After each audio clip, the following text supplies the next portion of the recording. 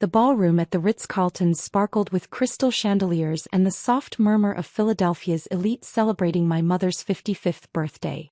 I stood near the entrance in a simple black dress from Target, watching my family work the room like the social butterflies they'd always been.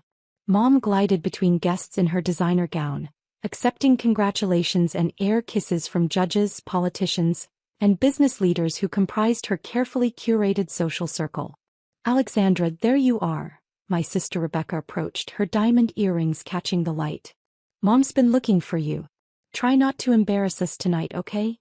"I'll do my best," I replied quietly, adjusting the modest pearl necklace that had belonged to my grandmother. Rebecca swept away in her Valentino dress, leaving me standing alone near the wall. The contrast between my appearance and the room's opulence wasn't lost on anyone, especially not my family, who'd made their feelings about my life choices abundantly clear over the past 6 years. To them, I was Alexandra Chin, the family disappointment who'd dropped out of Harvard Law School to pursue what they called computer nonsense. What they didn't know was that their failed daughter had spent those 6 years building quantum leap technologies from a dorm room startup into an AI revolution that was reshaping entire industries. "Alexandra, sweetheart."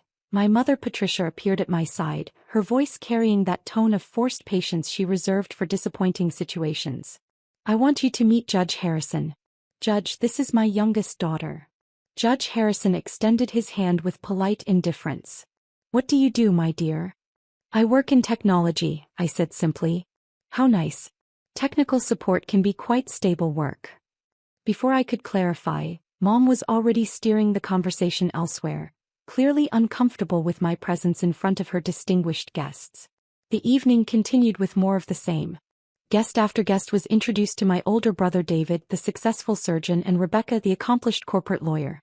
I was either ignored entirely or briefly mentioned as still finding herself in the tech field. "Alexandra," my father Richard approached during cocktail hour, his disappointment evident despite the celebratory atmosphere. "Your mother and I have been talking. This technology phase has gone on long enough." "It's going well, Dad." "Well." He gestured around the opulent ballroom. "Look around, sweetheart. This is what success looks like. David just bought that house in Bryn Mawr. Rebecca made partner at her firm. And you're still living in that tiny apartment working on computers." I nodded quietly, not mentioning that the tiny apartment was actually a penthouse I owned outright, paid for with the profits from my company's early IPO. The irony wasn't lost on me. While my family measured success in social status and material possessions, I'd been quietly revolutionizing artificial intelligence. Quantum Leap's neural processing algorithms had solved problems that had stumped tech giants for decades. Our AI systems were being implemented by Fortune 500 companies, government agencies, and research institutions worldwide. "You know," Uncle Charles joined our conversation, swirling his expensive whiskey, "my firm is always looking for entry-level IT support. The pay isn't amazing, but it's steady work." "Thank you for thinking of me," I replied diplomatically. "The thing about technology," David added, having overheard from nearby, "is that it's mostly a young person's game. You need to think about long-term stability." "I am thinking long-term." "Really? Because from where I'm standing, it looks like you're still playing with computers while the rest of us have built real careers." The words stung, but I maintained my composure. They had no idea that their computer-playing daughter held 17 patents in machine learning and had turned down acquisition offers exceeding $3 billion.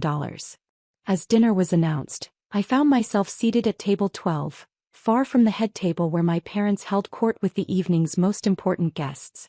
My tablemates were polite but distant, clearly unsure why someone dressed so modestly was included in such an exclusive gathering. "Are you in Rebecca's law firm?" asked Mrs. Wellington, a prominent society matron. "No, I work independently." "How interesting.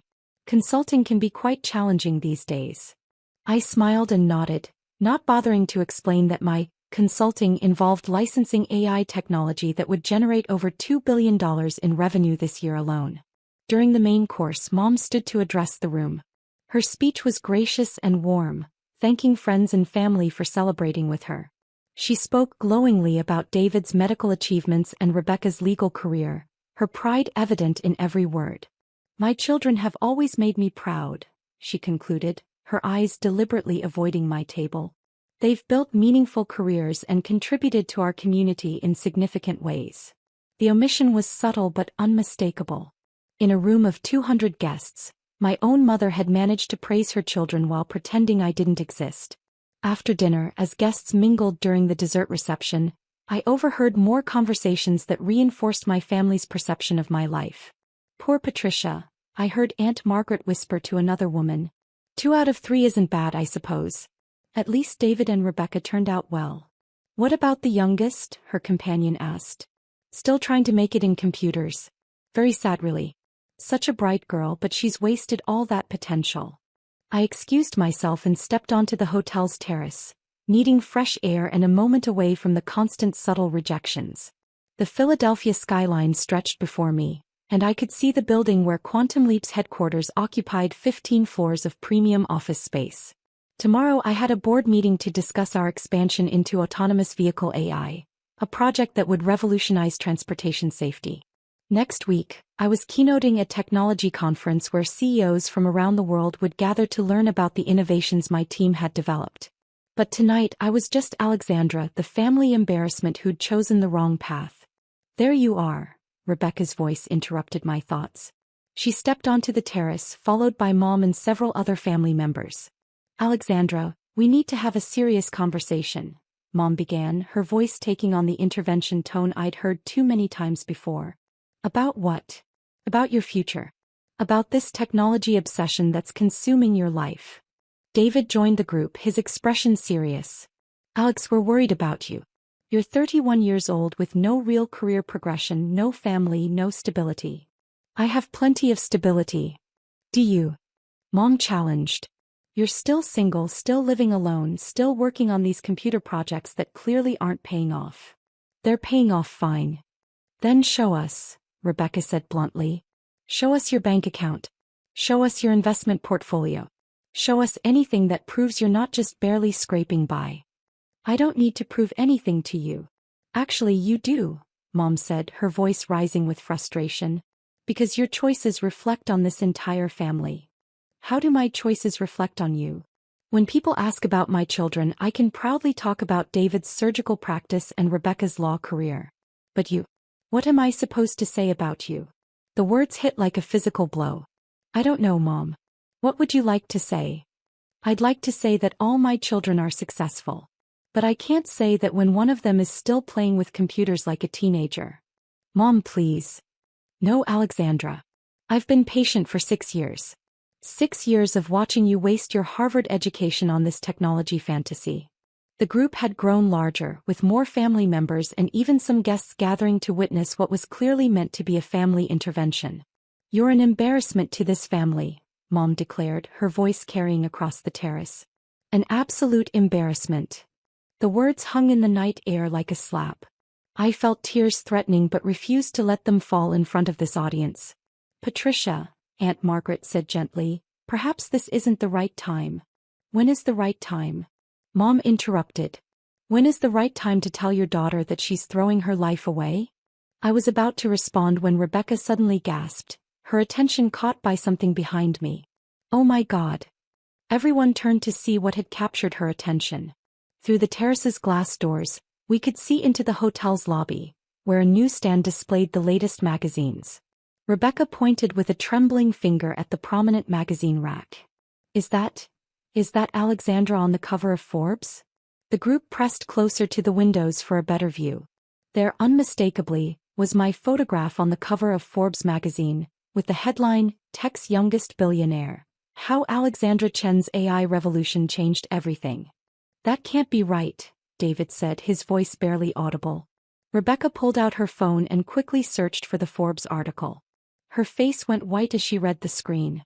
"Alexandra Chen, 31, CEO of Quantum Leap Technologies, has become the youngest self-made billionaire in the artificial intelligence sector," she read aloud, her voice shaking.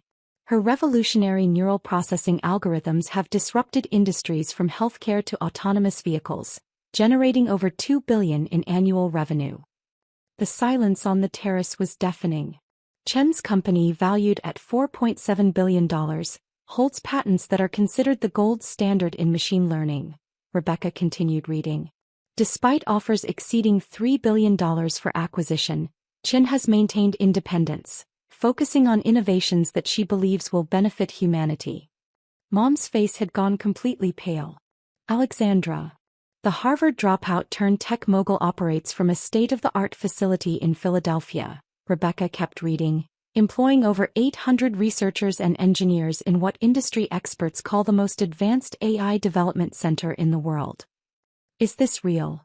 David asked, his surgeon's composure completely shattered. I pulled out my phone and showed them the Forbes notification I'd received earlier that day. The article went live this morning. I was planning to mention it, but the conversation never seemed to come up. You're actually a billionaire? Mom whispered. According to Forbes, yes. Though the company valuation fluctuates with market conditions. Aunt Margaret found her voice first. Alexandra, sweetheart, why didn't you tell us? Tell you what? That I was building a company? I tried. 6 years ago when I first started Quantum Leap, I called to share my excitement about our first breakthrough. You told me to stop wasting time on computer games and finish law school. But this says you employ 800 people, David said, still staring at Rebecca's phone. 837 actually. We just hired a new team of quantum computing specialists from MIT. And the revenue? $2 billion? That's annual revenue. This quarter alone we've generated $650 million. Mom sank into a nearby chair, her elaborate birthday celebration forgotten. I called you an embarrassment. You did. But you're on the cover of Forbes magazine. Yes. As a billionaire. Apparently so. Rebecca was still reading from her phone. It says here that your AI systems are used by NASA, the Department of Defense, and major hospitals worldwide. Among others, yes. And that you've revolutionized autonomous vehicle safety systems? Our neural networks have reduced accident rates by 93% in test environments. David looked around at the gathering of family and friends, all of whom were staring at me with expressions ranging from shock to embarrassment to awe. Alexandra, he said slowly, I owe you an enormous apology. We all do, Mom said, tears beginning to flow down her cheeks. Oh my God, sweetheart, what have we done? You've been honest about your perceptions, I replied calmly. You saw someone who appeared unsuccessful and treated them accordingly. But why didn't you correct us? Why didn't you show us the company, the success? Because every conversation became a lecture about my poor choices. It was easier to let you believe what you wanted while I focused on the work.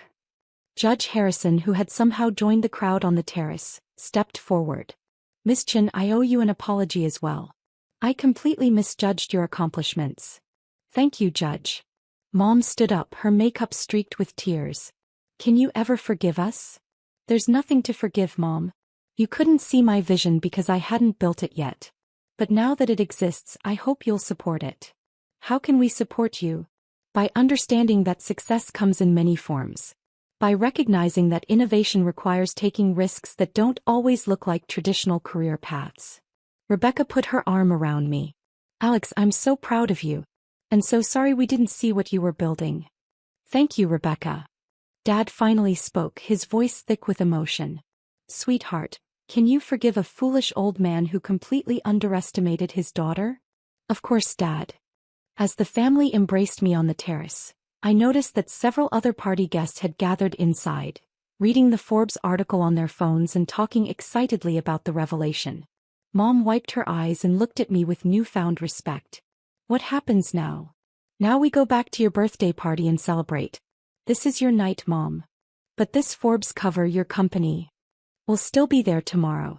Tonight is about celebrating you and 25 years of family.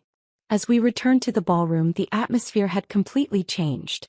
Guests who had barely acknowledged me earlier now approached with genuine interest and respect.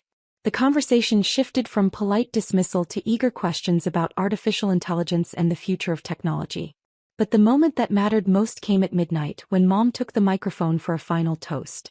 I want to correct something I said earlier, she announced to the room. I said that my children have always made me proud. That was incomplete. Tonight, I learned that all 3 of my children have achieved remarkable success, even when I was too blind to see it. She looked directly at me. To Alexandra, who built something extraordinary while we weren't paying attention.